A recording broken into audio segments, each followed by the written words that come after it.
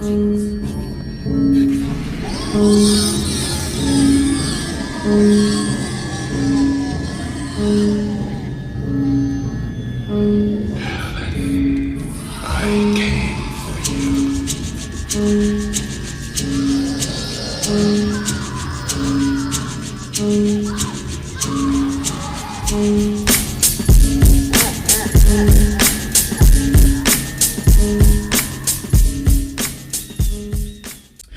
up, y'all? Welcome back to Monstrosities, Voice Horror's Untouched Conversations podcast with Kai Asia Fields, and I have another special guest in the building, Dana C. Jones, director, filmmaker, writer, just everything amazing. We are here to talk about none other than It Chapter 1, 2017. Dana, go ahead and give the people an introduction of who you are. Like I said, my name is Dana C. Jones, writer, director, filmmaker, journalist, love film, love literature, and obviously love horror, and that's why I'm here. Isn't it called like a cinephile? Yeah. Yeah, a cinephile. Yeah. Like Dana's a cinephile. Definitely that. Dana's definitely a cinephile. I learned that from Ari Aster. Okay, but yeah, we're here to talk about It 2017 because Kai Effect's horror group, Monstrosities Voice podcast decided that November is going to be Killer Clown Month. I don't know where that came from. I just woke up one day and was like, I want to devote the entire month to killer clowns. So Good thing, yeah. though. You've been doing it. It's lit. You've been doing it. And just a little, shameless plug. Go ahead and head over to KF Horror Group on Instagram. I'm doing 30 days of Killer Clown. So for every day, I'm highlighting a Killer Clown film. And it's lit. And so we're going to talk about Chapter 1 today. So, y'all know it's real when I got paper notes. It's not even on the computer. So we have Pennywise the Dancing Clown. Yeah. Let's talk about the movie It. So we have It. We have this group of friends, the Losers Club, taking place in 1989 in Derry, Maine, which I think is based off of where Stephen King was originally from. Yes. And so we have this entity called It, and he likes to take the form of Pennywise the Dancing Clown, which of course is what you see here. And Pennywise the Dancing Clown comes every 27 years to come and feast on children, and then he'll go back and hibernate. And that's interesting because when I was doing like my research, I was thinking about like what is it about like these like mythical demonic creatures and like hibernating for a long period of time. Like Jeepers Creepers does it for I think every 23 years. And yeah, so he does that. And so the origin of It is that it is really like the form of the Deadlights, and the whole like origin story from this big ass book that is like 1,000 pages is that supposedly he came from like the macro. He's like billions of years old, like from the macroverse. He's like an alien demon entity, and his arch nemesis is like some turtle who like regurgitated the universe and the galaxy. I don't know what kind of drug Stephen King was on. I think there's like backstory to that because have you seen all of Avatar: The Last Airbender, the animated series? No, I haven't, but put me on. So there's this, for those of you who know, in Avatar, in like I want to say the last season of it, Aang gets stuck on this like island, but the island is alive and is actually the back of a turtle. And the turtle helps Aang go into the Avatar state and all this, but like the symbolism of turtles and eternal life and all of that is seen in other nerdy this is things. why Dana's on the show, because I had no clue. So we have the Losers Club. So we have Stanley, we have Ben, we have Bill, we have Beverly, we have Mike, we have Richie, and we have Eddie. And so I'm looking at my notes. So what Pennywise does is he haunts and terrorizes these children, and he shapeshifts into their fears. For example, wait, before we even get into that, let's talk about the beginning scene. The first scene. In chapter 1. In chapter 1. Yeah. I remember I went in to see the movie, and I was with my friends. I was in college at the time, and you read the book, right? You know what happens to Georgie, but you see that opening scene, and you see Georgie going down with the SS Georgie paper boat, and Pennywise pops up, and it's just like this. Oh my God, this is Pennywise. But they got right into it. Right into it. Like they no holds barred, and then I had kind of forgotten that it was like 2017 and like R-rated. This is an R-rated film in comparison to the 1990 miniseries, which was made for TV.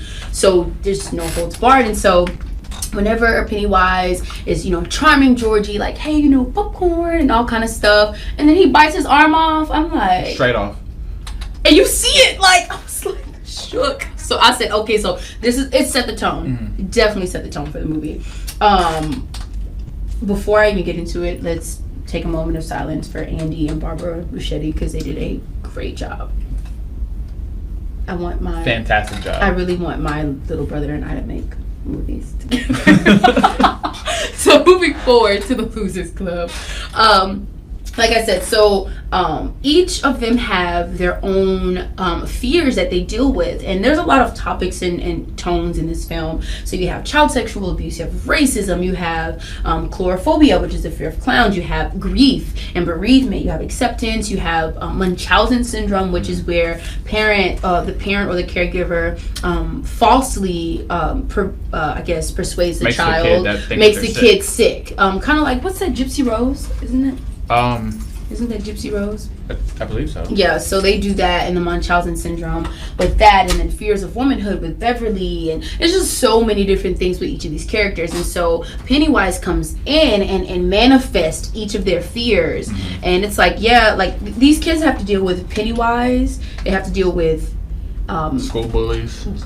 Henry Bowers? Yeah. Henry Bowers, who is he's a little shit. But he's a good villain that's not Pennywise. Like, I feel like Pennywise doesn't undermine him as also a villain. Yeah. You know what I mean?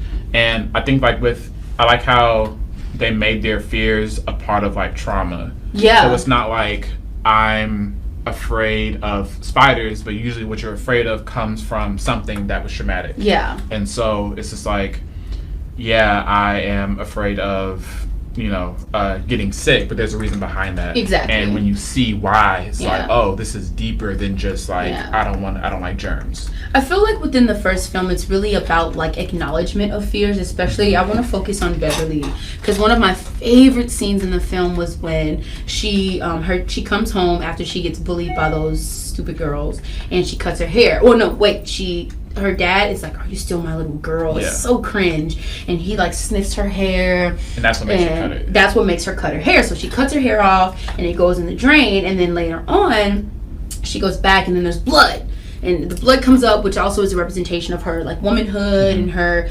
becoming a woman and dealing with just puberty and things of that nature. Which is really smart because it's she cut her hair, kind of disheveling that traditional sense of womanhood. Absolutely. And then it just shooting back at her. Yeah. It's something that you cannot escape. Avoid, Exactly. And then with the implied sexual abuse from her father, I think it's also really interesting with Eddie as well, because I myself, open platform, I resonate with Eddie because he is a hypochondriac, or his mother has kind of created him to be this hypochondriac, or to have health anxiety. And I resonate with Eddie the most because I deal with that myself, but I didn't have my mom didn't make me sick. My mom didn't make me sick, but it's just that idea of that germs. And then if you have to think about the late 80s, you had the AIDS epidemic, you had so many other things to be that were new to be afraid of, and especially as a kid, and all based off misinformation. Exactly. And so it's just I definitely resonate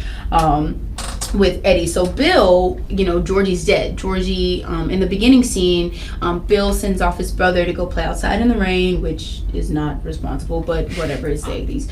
And so Georgie gets ate up by fucking Pennywise. And Bill has a lot of grief regarding that. And remind me, did Bill actually see him get ate up? Or no, was it I don't think so. I think it was that cat. I just remember seeing the cat. I resonate with his trauma because of if you're the older, I'm the oldest sibling, and it's your parents put all this pressure from you from the moment you have your next sibling. Yeah. I was 4.5 when my next brother was born, and it's just you're the older brother and you gotta protect them, and it's just I'm 4. I can't protect myself. Exactly. And so that grief of feeling I'm the reason why this person I was supposed to protect it's gone. It's gone. I failed, and how and it makes sense that he lived with this for the rest of his life. For the I rest feel of his like life. that's besides Beverly's and Mike's. Well, we'll get to Mike in a second. I feel like Bill's fear was probably one of the most realistic because, especially when it's someone as innocent as a child and you love, you know what I'm saying? Like if something was to happen to my younger brother, I wouldn't know what to do. Yeah. And you feel like, and you can kind of tell that obsession that Bill has because like he created like a mock storm drain. It's like, oh, he's in the sewer. He's here, and he, you know, gets his friends on in, and it's just really like the horrors of grief can really, really affect you. And we'll talk about that in chapter 2. That next episode. But with Mike, really, it's him dealing with the racism that he deals with in the town, which is crazy because it's like the late 80s. And I'm just like, in the late 80s, mostly white towns, different, but still the same as mostly white towns now. Exactly. And so also dealing with grief as well with him, survivor's guilt. With him being in the fire and his family dying, but he was still alive. So also another form of bereavement and survivor's guilt for Mike, which I think is like interesting as him being a black character because in most stories, especially taking place like in this 80s time frame, black survivor's guilt is usually based around violence, inner city violence. Absolutely. And this does not take place in the inner city. So, and they're also not murdered by guns or gang affiliation or anything like, so that survivor's guilt for a black person through non-stereotypical means is really traversive. Absolutely. And also I feel like that plays in part once we get to the end of the film of Mike not leaving Derry, of him wanting to travel but him staying there because everyone else at the end of the film left.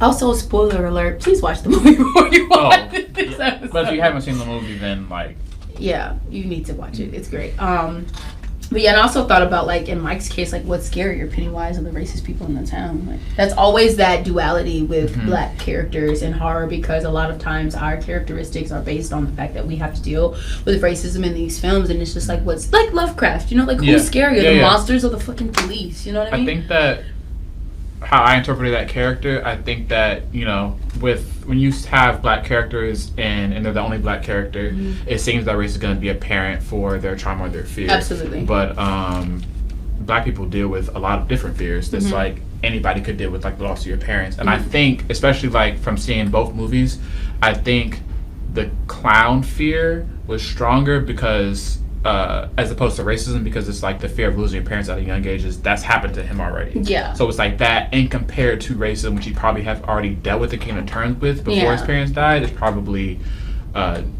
diminished. Yeah. If that makes sense. That's interesting. You know what I really wish they would have gone deeper into with Richie is his fear and his chlorophobia, or chlorophobia, how you say it? Fear of clowns. Yes. Because it's kind of like, oh, we're gonna put you in a room with clowns. It's apparent you're afraid of clowns. But then obviously, of course, in the second film, they kind of touch a little bit more on that. But with Ben, I feel like Ben's was more on acceptance. Yeah, like, he was the fat kid. Yeah, he was a fat kid. He liked New Kids on the Block, which I love. And he loved Beverly, which, by the way, there was a love triangle with Ben. But like, Ben, Beverly, Bill.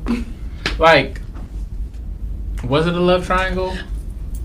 They tried to push that. They really tried to push that because, you know, at the end, after they do the blood oath, Bill kills Beverly, or before, after. I just know it's around the blood oath. But when Beverly was in the deadlights, in order to save her, Ben was like, I'm about to kiss her. And that's when I was like, that's her true love. Like, I'm rooting for Ben, especially in the second movie. But yeah, a little bit more on Pennywise.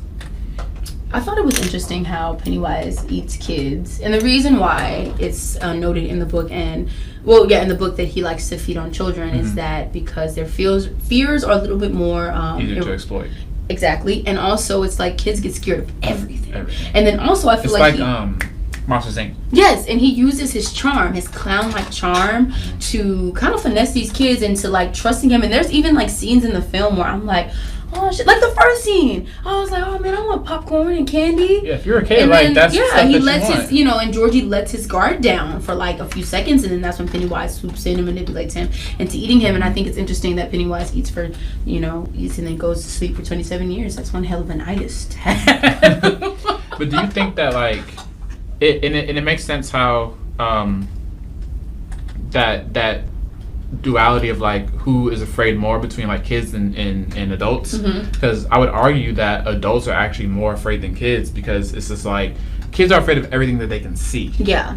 But if they can't see it, then it doesn't exist in their minds. Yeah. But adults are afraid of things that they're not tangible, you can't touch.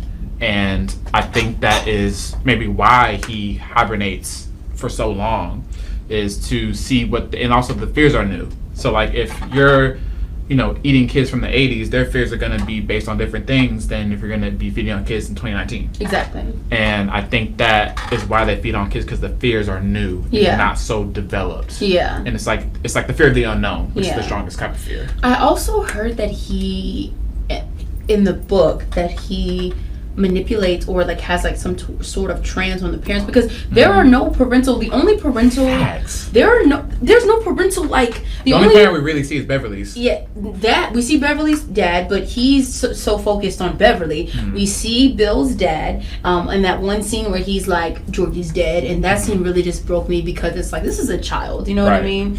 And then we also have, I feel like we get more from Eddie's mom. Eddie's mom, yeah, because she plays a part in like his Munchausen syndrome. But yeah, there are no like parental figures instances in this like movie. Ed and Eddie. Besides Eddie, his mom is I'm sick of her. But yeah, because he like kind of, I don't know if it was like a form of hypnosis of some sort, but like he definitely is finessing these parents too, because he's like, kids are easy. And then also in the book, he I think it was called like salting the meat for children. He compared like their fears to like salting the meat and making like, I guess like it was more enticing the more scared that they were, and that's how at the end, whenever they're like, oh, you ain't real, like this is all this is all fear based. That's how they were able to overcome Pennywise. Also, so what I just wanted to ask you, Dana, like what was a childhood fear that you had? Childhood fear, I would say the dark, because like, so I wasn't like afraid of the dark in the sense that if the lights turned off I would freak out.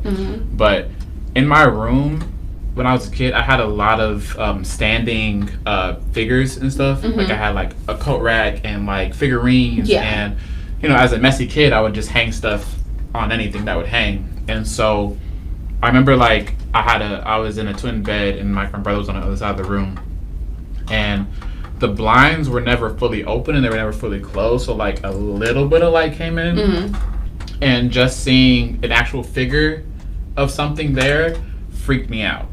And whatever I thought that figure was making, like I would have a dream about it instantly. Really? So if this looked like, like say like Predator or whatever, I would have a dream of a Predator like figure that very like right when I closed my eyes. And it was kind of like traumatic, because it was like, for me, if I have like an actual nightmare where I'm scared and I wake up, I'm still exhausted, and if I fall asleep, I go right back inside. Into that. Right back inside. Oh, that's interesting. But if it's a good dream and I wake up, I'm up. I'm up. And if I happen to fall asleep, I don't have it again. But if it's a nightmare, like I'm exhausted because I'm scared in my dream, I go right to sleep, right back in the dream, like instantly. That is really interesting. That's interesting you say that, because as we had a conversation earlier, I still am afraid of the dark. I'm 35 years old. As a child. Because I'm a kid, and I was afraid of the dark as a kid. I'm team nightlight. I'm team, well, now it's not a nightlight. I have like lights. String lights. Make it real groovy. So would you say it's like, would you say you're afraid of the dark or afraid of not knowing? It's not like, if you was like in a big ocean, would you still be afraid because it's like that? It's the unknown. It's not like, oh, a monster is in the dark and it's gonna get me. It's like, I don't know what's in here. And it's just like, that is that fear that I have, and it's just like, like control. Nah. This is not a conversation. Well, yeah. So I don't know. I just wanted to ask Dana what his fear was, but I think it's interesting. One of my favorite kills in the movie was when Henry Bowers finally overtakes his father, because granted, Beverly is not the only one that has to deal with the form of child abuse. Henry Bauer's dad was a dick. Like he was a bully, and so it's like that trope of like the bully always has a bully at home, right? And so Henry Bowers was this notorious bully, but his dad was the one who was causing and planting these seeds of bullying in him. Like that one scene where he like shot at his feet, like that was extremely uncomfortable for me to watch, and you can see the fear and the sadness that Henry Bowers like encompassed, and so he took that out on all of the Losers Club and everyone at school. But for me, I was actually kind of rooting for Henry. Wow. I was rooting for him when he killed his dad. Like and that was an intense scene. Like he came in, and of course it was Pennywise's influence because he was on the TV screen, like kill him, and he like stuck the knife in. But that was honestly. What do you think of? Like Pennywise's relationship with Henry Bauer is different than the rest of the kids. Absolutely. Because he could have easily, because he was scared too. He could have easily feasted on him too. Absolutely. So what do you think about Henry that made Pennywise not eat him? He's a tool. Okay. He's a tool because he knew that there would be Henry Bowers played a part in the fear, especially with Ben. Henry Bowers was a big part of Ben's fear, especially like when he carved his name into his. That's the second movie. That's the first movie. Okay. When he carved his name, and all that, and I was watching some behind the scenes footage of that whole scene and how the actor who played Ben got really emotional during that scene. But yeah, Ben plays a big part in Mike and Ben's fears, because of course Henry's also racist as well. So I feel like Pennywise saw that and took that as an opportunity to be manipulative, to like salt them more. Exactly. So yeah, that's really, really, really interesting. So another scene that really got to me regarding fears was, or another character that I really, really like that I feel like we don't really talk about much is Stanley. And I'm talking about the scene, of course, because his fear was that painting lady with the flute in was it the synagogue? Yes. The synagogue, there's a painting of a lady, a very abstract painting, and she comes to life and she haunts Stanley. And so there's a scene whenever Beverly gets kidnapped from Pennywise, and she's in the deadlight. She looks into the deadlight. She's underneath in the sewers, and they go back. The Losers Club, after they split up, they go back to go find Beverly and save her. And there's a scene where Stanley is getting his face like munched on by a fucking lady, and afterwards, I mean, like, granted, don't get me wrong, there's a lot of scenes where Eddie and Richie and all of them are encountering their fears, but I feel like Stanley was probably one of the most sensitive and vulnerable ones out of the Losers Club. Exactly. Just save it for the next show. But I feel like he was one of the most sensitive ones, because if you see whenever he was released from the lady, he was like, I don't fuck with y'all. Like, y'all really let me left me to die. Like, and that sticks. So keep that in mind for the next show. But like, he did not. But I think that fear, that painting, is also like a common one that I feel like we don't talk about and have a name for, because it's like I see the idea of like paintings kind of holding, I guess, like energy. Absolutely. We see like for that one episode of Feel After Zack and Cody, when like that painting of that woman is like they're looking at it and she moves. Yeah. Like that, or like even like your Harry Potter and the paintings are alive. Or have you seen Chainsaw or Buzzsaw with what's the dude that's in he played blanking. It's a movie on Netflix, and it's like this artist, he paints with blood of dead people, and the paintings are alive. And I feel like that is a common thing where people feel like energy and emotion toward paintings, and I think that like fear of things come to life. Like her eyes are moving. Too. So absolutely. But a scene that sticks out for me is like, and it's very small, so it's like all the Losers Club, they're trying to find Beverly, and they're in the house or whatever, and Pennywise comes, he's in a fridge or something. Yeah, and he pop locks out. Let's pop lock it. Bill Skarsgård killed it. Killed it. First of all, he looks scary without makeup, but like that little dance thing that he pop did, locking. He can really dance, because that's not the first dancing sequence that he had. Whenever he kidnapped Beverly and had her in the sewers, he was doing his little he killed it. Like and he looked like he had a lot of fun doing it, and I think I want to say that they actually like kept them apart. I remember when he first did the makeup and got in full Pennywised up, they kept him and the kids separate so that when they saw him for the first time, they could get their initial actual reactions of like this is a real. And the drool was real, guys. All of the drool in the disgusting. movie, because he was drooling a lot.